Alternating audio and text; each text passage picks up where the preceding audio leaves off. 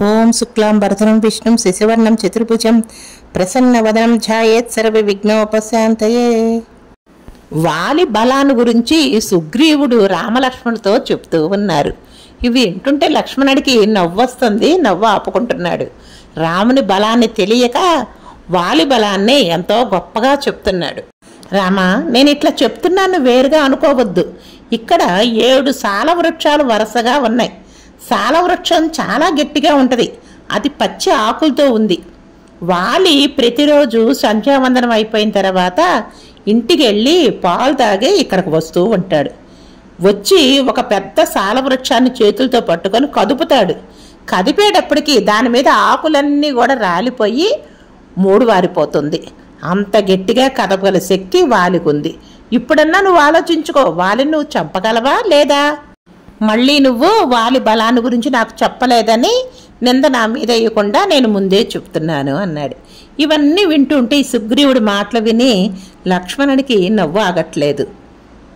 సరే, ఇవన్నీ చెప్పకుండా, సుగ్రీవా, మీ వాలి చాలా గొప్పవాడని చెప్తున్నావు కదా, మా అన్నయ్య రామచంద్రమూర్తి మీ వాలిని చంపగలడని చెప్పడానికి ఏం చేస్తాను నమ్ముతావు? అది చెప్పు అన్నాడు. మా వాలి ఈ 7 చెట్లు కుదిపేయగలడు.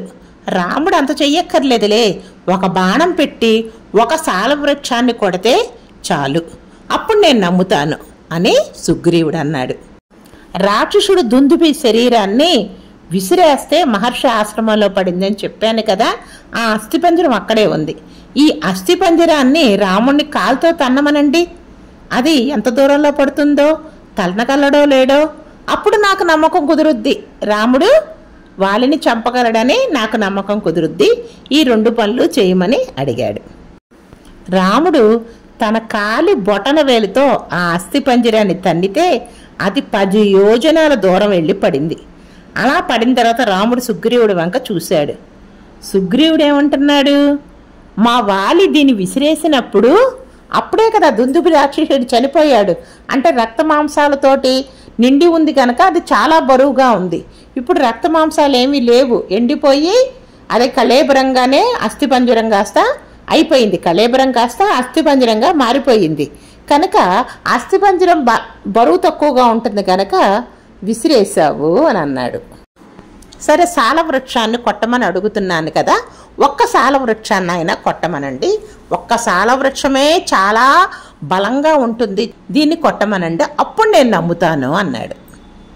రామచంద్రులు సుగ్రీవుడి మాటలు విని తప్పుగా అనుకోలా, అది అమర్యాదగా ప్రవర్తించినా కూడాను రాముని బలం తెలియక అజ్ఞానంతో మాట్లాడుతున్న మాటలు ఇవి అని తలిచారు.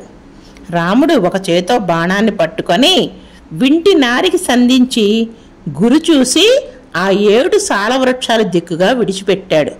ఒక ముహూర్త కాలంలోనే ఆ బాణం 7 సాల వృక్షాలని పడవేసి ఇంకా వెళ్ళి పర్వత శిఖరాన్ని తొలిచేసి భూమిలోంచి పాతాళం వరకు వెళ్ళి తిరిగి వచ్చి రాముని అమ్ముల పొదలో చేరిపోయింది.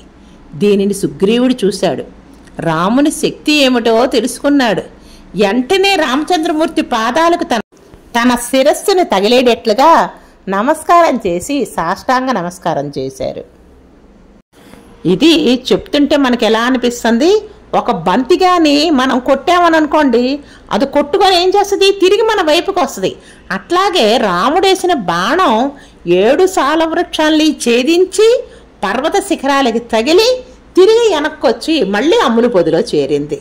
ఎంత శక్తివంతుడు శ్రీరామచంద్రమూర్తి! ఒకసారి శ్రీరామచంద్రమూర్తికి జై జై చెప్తాం. జై శ్రీరామ్. సుగ్రీవుడు, రామా, నీ బాణానుకున్న వేగం తెలియక, నీ శక్తి తెలియక నేను మాట్లాడాను, నన్ను క్షమించు. నీ బాణానుకున్న వేగం శక్తి ఎక్కడా ఉండదు, నేను ఎప్పుడూ చూడలేదు. ఇప్పుడు నాకు నమ్మకం కుదిరింది, వాళ్ళని సంహరిస్తావనే ధైర్యం వచ్చింది అని చెప్పి అన్నాడు. వాలి దగ్గరికని బయలుదేరాడు. ముందు సుగ్రీవుడు వెళ్తున్నారు, వెనక రామలక్ష్మణుడు సుగ్రీవుని మంత్రులు వెళుతున్నారు. కిష్కింధ పట్టణానికి వచ్చారు. సుగ్రీవుడు వెళ్ళిపోయాడు. మిగిలిన వాళ్ళందరూ కనపడకుండా అడ్డగించి చెట్ల వెనక ఉన్నారు. రాముడు కూడా చెట్లు చాటునే ఉన్నాడు. వాలి బయటకు వచ్చినా కూడా రాముడు కనపడడు. వీళ్ళెవరూ కనపడలేదు. సుగ్రీవుడు ఒక్కడే బయట ఉన్నాడు. సుగ్రీవుడు పెద్ద పెద్దగా రంకెలు వేశాడు. వాళ్ళని యుద్ధానికి రమ్మనమని పిలిచాడు. వాళ్ళే ఆశ్చర్యపోయాడు. నా పేరు చెప్తేనే భయపడి ఋషిముఖ పర్వతం మీద మలై పర్వతం మీద కూర్చున్నాడు కదా, ఇప్పుడు ఏ ధైర్యంతో వచ్చి నన్ను పిలుస్తున్నాడు, యుద్ధానికి నన్ను ఎలా పిలుస్తున్నాడు అనుకుంటూ గబగబా బయటకు వచ్చాడు. ఆరెప్పుడూ ఒక మాట అంటా ఉండేది, సుగ్రీవుడిని తమ్ముడయ్యా, వాడిని చంపకు, కొట్టి వదిలై పారిపోతాడు అని చెప్పేది. ఎందుకంటే వాలి చాలా బలవంతుడు, పిడికిలి బిగించి గుద్దితే సుగ్రీవుడు చచ్చిపోతాడు కనుక కొట్టకుండా కొట్టి వదిలేసన్నారు. ఏమిటి మళ్ళీ వచ్చావు అని సుగ్రీవుడిని కొట్టాడు. బాగా కొట్టేటప్పటికలా ఆ దెబ్బకు నేల మీద పడిపోయి మరలా లేచాడు. వాలి వాడిని పిడిగుద్దుడు గుద్దాడు. వాలి సుగ్రీవులిద్దరూ మోచేతులతోనూ పాదాలతోనూ శిరస్సులతోనూ కొట్టుకుంటున్నారు, కుమ్ముకుంటున్నారు. రాముడు వారిద్దరిని చూస్తూనే ఉన్నాడు, బాణం వెయ్యట్లేదు, అలా చూస్తూనే ఉన్నాడు. సుగ్రీవుడు రాముడు బాణం వేస్తాడని ఎదురు చూస్తున్నాడు, ఎక్కడా వెయ్యలేదు. ఇంకా వాలి దెబ్బలకు తట్టుకోలేక సుగ్రీవుడు పరుగు పరుగున ఋషముఖ పర్వతం మీదకి పారిపోయాడు. దెబ్బలకు తట్టుకోలేక సుగ్రీవుడు పరుగు పరుగున పారిపోయాడు. విజయగర్వంతో వాలి తిరిగి అంతఃపురంలోకి వెళ్ళిపోయాడు.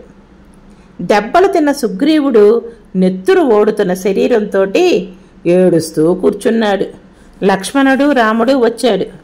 అప్పుడు సుగ్రీవుడు, రామా, నువ్వు వాలిని చంపుతానని ప్రతిజ్ఞ చేశావు కదా, అందుకే కదా నేను యుద్ధానికి వెళ్ళాను, మరి వాలిని ఎందుకు చంపలేదు? నువ్వు ఒక మాట చెప్పు ఉంటే నేను చంపను అంటే నేను వెళ్ళేవాడినే కాదు కదా, అనవసరంగా వాలిని పిలుస్తానా, ఇలా దెబ్బలు కొట్టించుకుంటానా అని చెప్పి అడిగాడు. దానికి రాముడు ఏమీ తొట్రుపాటు పడలేదు, నిదానంగా చెప్తున్నాడు. సుగ్రీవ, నేనెప్పుడూ కూడా వాలిని చూడలేదు. నువ్వు వాలితో యుద్ధం చేస్తున్నప్పుడు వాలి మీద బాణం వేద్దామని తీశాను. నువ్వు పిలిచిన తర్వాత వాలి బయటికి వచ్చాడు. నువ్వు వాలి ఒకే రకంగా ఉన్నారు. పోనీ గొంతులు కూడా కంఠాన్ని బట్టి గొంతుని బట్టి గుర్తుపడతామనుకుంటే ఇద్దరు కంఠాలు కూడా ఒకలానే ఉన్నాయి. ఒకవేళ పొరపాటున వాలికి వేయాల్సిన బాణం నీకు తగిలిందనుకో, మిత్రద్రోహం చేసిన వాడిని అవుతాను, అందుకనే నేను వెయ్యలేదు అని అన్నాడు. అక్కడ పెద్ద పెద్ద పువ్వులు పూసున్న లత ఉంది. అది గజపుష్పలత, చాలా పెద్ద పూలతోటి అందంగా ఉంది ఆ లత.